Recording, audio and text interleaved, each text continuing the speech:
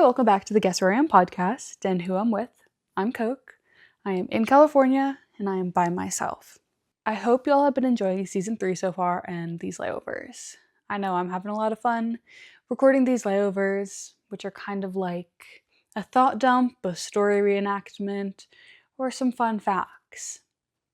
Today's layover, though, will be a story reenactment. / a thought dump, I guess. And actually, there are some fun facts in here. You know what? It's a lot of everything. Let's get into it.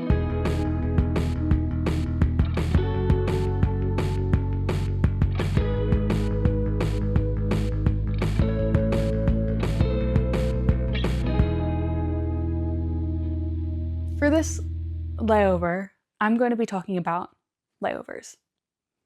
Quite ironic, I know.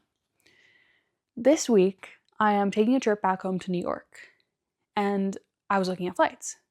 My closest major-ish airport to me right now is the Reno airport in Nevada. And none of the flights are direct from Reno to New York. No matter what flight, what day, what time, there's always going to be a layover. I use Google Flights for all my flight searching. It gives me all the different airlines, even different airports, because at least in New York, I have LaGuardia or JFK to fly into.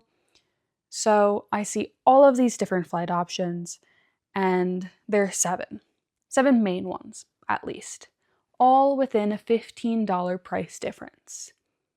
I could have a layover in either Seattle, Denver, Salt Lake City, Chicago, Dallas, or LAX.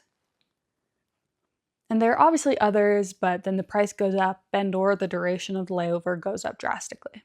Now, I do say my opinions on layover lengths in an upcoming episode, so stay tuned for that. I'm not spoiling. I now start researching all of these airports, looking at all the different food options each one has. Now, I've been to all except Denver, and I don't really remember too much about Dallas, Chicago, and Salt Lake City. But I've flown in and out of LAX and Seattle a lot, so I know those pretty well. A point I will add here is that all of these flights, the layover is under an hour and 30 minutes. So it's not like this should be a major decision for me, but it is. I mean, the price is way too similar on all of the flights, and the flight time doesn't change that much either. So obviously, if I have the choice to choose which food I get during my layover, I'm gonna choose. If you guys haven't been able to tell by season 3 now, I am a foodie. I love food. So besides the research that I'm doing on these airports and looking at all of their different food options that they have, I start texting people that I know that have frequented some of these airports. I text Louise about Denver and my sister about Chicago.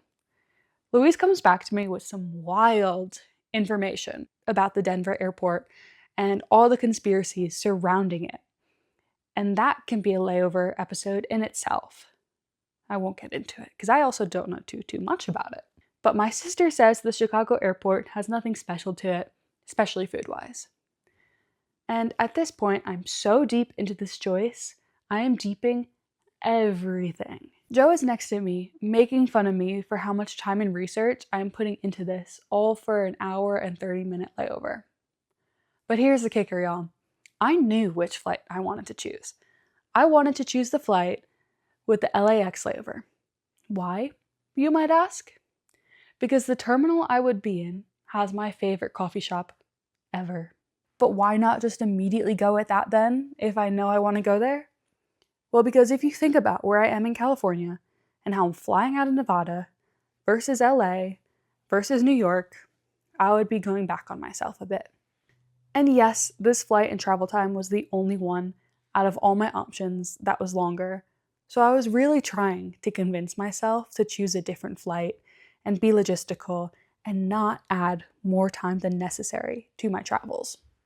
I narrowed it down to the Denver flight and the LAX flight. I'd go to Denver for the conspiracy vibes and maybe make a fun layover during my layover for y'all. And I'd also get a voodoo donut. Or I could go with the LA flight and get my favorite coffee. I go to check out on the Denver flight and go to checkout on the LA flight. As I searched for these, like I said, on Google Flights. So I wanted to see how much they would actually come to in the end. And also to see what my seat choices were, as I'm not as strong as most people.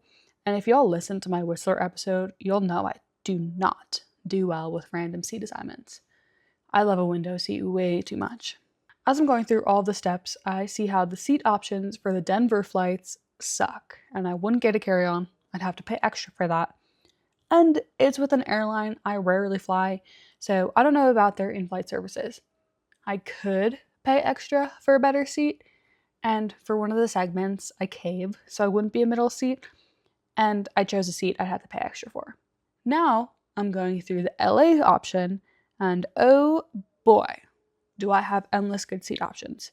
For free, I might add, and a free carry-on, and it's also an airline I fly a lot, hence why I know the terminal has my favorite coffee shop, so I also know the in-flight services are great. And not to mention, I get more points on my card. In the end, the price of the Denver flight comes to be $60 more than the LAX flight. So even though I will be going back on myself geography-wise, I chose the LA flight. I would like to know if anybody else out there would have deeped this flight choice as much as I did. Would y'all have also made the same choice as me and chosen a flight based off of its layover city, knowing you'd be able to get your favorite coffee? Or would you just gone with the fastest route possible? I would love to know, because I will be honest, this took up a good hour and a half to 2 hours of my life last night, trying to make this decision. Anyways, I hope y'all enjoyed this layover. I will see you very soon in another episode with co-host Louise and I. Don't forget to follow us on Instagram, TikTok, Pinterest, YouTube, Spotify, Apple Podcasts, all the places. We are there. I will see you very soon with co-host Louise next week. Bye.